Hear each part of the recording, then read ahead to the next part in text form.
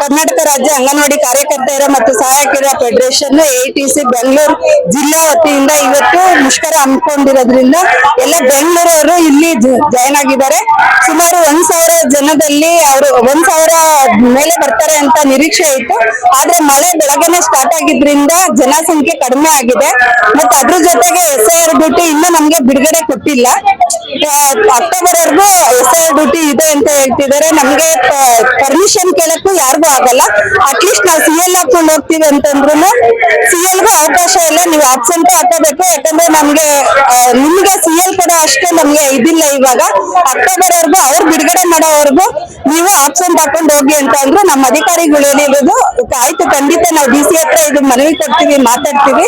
ನಾವು ಆಬ್ಸೆಂಟ್ ಹಾಕ್ಬೇಕಾ ಇಲ್ಲ CL ಹಾಕ್ಬೇಕಾ ಅಂತ ಹೇಳ್ತೀವಿ ಸಂಜೆ ಅಂತ ಹೇಳಿದೀವಿ. ಯಾಕಂದ್ರೆ ಅವ್ರಿಗೆ ಏನು ಮುಟ್ಟಿದ್ವಿ ಅಧಿಕಾರಿಗಳಿಗೆ ಅದನ್ನ ತಿಳಿಸಿದಾರೆ ನಮ್ಗೆ. ಖಂಡಿತ ನೀವ್ ಹೇಳಿದ್ದು ಒಳ್ಳೇದೇ ಆಯ್ತು ಮೇಡಮ್.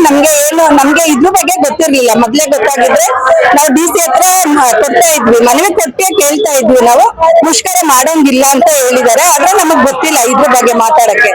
ಅಂದ್ರೆ ನಮ್ ಬೇಡಿಕೆಗಳು, ಯಾಕಂದ್ರೆ 1.5 ತಿಂಗಳಿಂದ ನಮ್ದು SIR ಡ್ಯೂಟಿನೇ ಆಗಿದೆ. ಮತ್ತೆ ನಮ್ಗೆ ಬಿಡುಗಡೆ ಸಿಕ್ಕಿದೆ ಅಂತಾನೆ ಅನ್ಕೊಂಡಿದೀವಿ. ನಾವು ಸ್ಕೂಲಲ್ಲಿ ಬಂದು ಫೋಟೋ ಕ್ಯಾಪ್ಚರ್ ಮಾಡಿ ಪ್ರತಿಯೊಂದು ಅದು ಮಾಡ್ತಾನೆ ಇದ್ವಿ, ತೊಂದ್ರೆ ಇಲ್ಲ. ಆಮೇಲೆ GPS ಫೋಟೋ ಹಾಕಿ ಯಾಕೆ ಫೋಟೋ ಹಾಕಿಲ್ಲ ಎಲ್ಲ ಕೇಳ್ತಿದಾರಲ್ವಾ. ನಮ್ಗೆ ಅದ್ರಿಂದ ಬಿಡುಗಡೆ ಸಿಕ್ಕಿದೆ ಅಂತ ನಾನು ಅನ್ಕೊಂಡು ಕೆಲಸ ಮಾಡ್ತಾ ಇದ್ವಿ.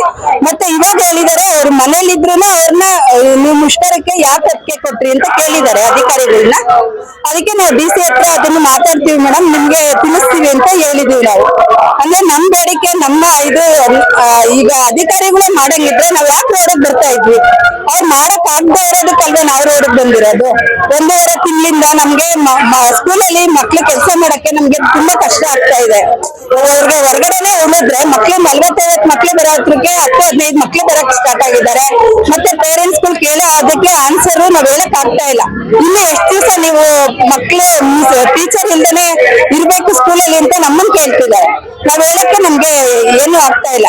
ಬೇರೆ ವ್ಯವಸ್ಥೆ ಇದ್ರೆ ಓಕೆ, ಯಾಕಂದ್ರೆ ಒಂದೊಂದ್ ಟೀಚರ್ ಕೊಟ್ಟಿರುವಾಗ ಆತರ ಮಾಡ್ಬಾರ್ದು. ಬೇರೆ ಇಲಾಖೆಗೆ ಇವರು ಯಾರಿಗಾದ್ರೂ ವರ್ಗಾವಣೆ ಮಾಡ್ಬೇಕು. ಖಂಡಿತ ನಮ್ ಇಲಾಖೆಗೆ ಯಾವ್ದು ಕೊಡ್ಬಾರ್ದು.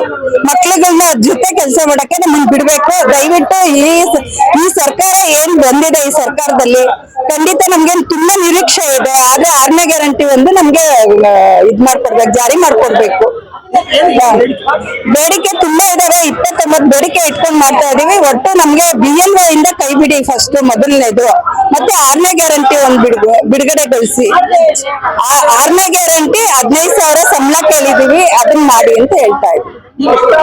ಇವಾಗ ಕೊಡ್ತಾ ಇರೋದು 12,500 ರೂಪಾಯಿ ಕೊಡ್ತಾ ಇದೆ.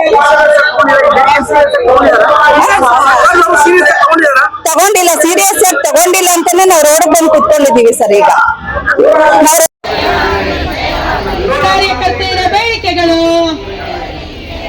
ಅಂಗನವಾಡಿ ಕಾರ್ಯಕರ್ತೆಯರನ್ನು ಕಾಯಂ ಮಾಡಬೇಕು. ಕನಿಷ್ಠ ವೇತನ ಜಾರಿಗೆ ಬರಲಿ, ಕನಿಷ್ಠ ವೇತನ ಜಾರಿಗೆ ಬರಲಿ. ಕಾಯಂ ಕೆಲಸ ಬೇಕೇ ಬೇಕು, ಹಂಗಾಮಿ ಕೆಲಸ ಬೇಡವೇ ಬೇಡ. ಅಂಗನವಾಡಿ ಕಾರ್ಯಕರ್ತೆಯರನ್ನು ಶೋಷಣೆ ಮಾಡುತ್ತಿರುವ ಕೇಂದ್ರ ಮತ್ತು ರಾಜ್ಯ ಸರ್ಕಾರಕ್ಕೆ ಹೇಳಿ ಧಿಕ್ಕಾರ. ಅಂಗನವಾಡಿ ಕಾರ್ಯಕರ್ತರಿಗೆ ಕನಿಷ್ಠ ವೇತನ ಪಡೆದಿರುವ ರಾಜ್ಯ ಮತ್ತು ಕೇಂದ್ರ ಸರ್ಕಾರಕ್ಕೆ ಹೇಳಿ ಧಿಕ್ಕಾರ. ಅಂಗನವಾಡಿ ಕಾರ್ಯಕರ್ತೆಯರಿಗೆ ಅನುದಾನ ಹೆಚ್ಚಳ ಮಾಡದಿರುವ ಸರ್ಕಾರಕ್ಕೆ ಹೇಳಿ ಧಿಕ್ಕಾರ. ESI ಸೌಲಭ್ಯ ಪಡೆದಿರುವ ಸರ್ಕಾರಕ್ಕೆ ಹೇಳಿ ಧಿಕ್ಕಾರ. ಗೌರವಧನ ಹೆಚ್ಚಳ ಮಾಡದಿರುವ ಸರ್ಕಾರಕ್ಕೆ ಹೇಳಿ ಧಿಕ್ಕಾರ.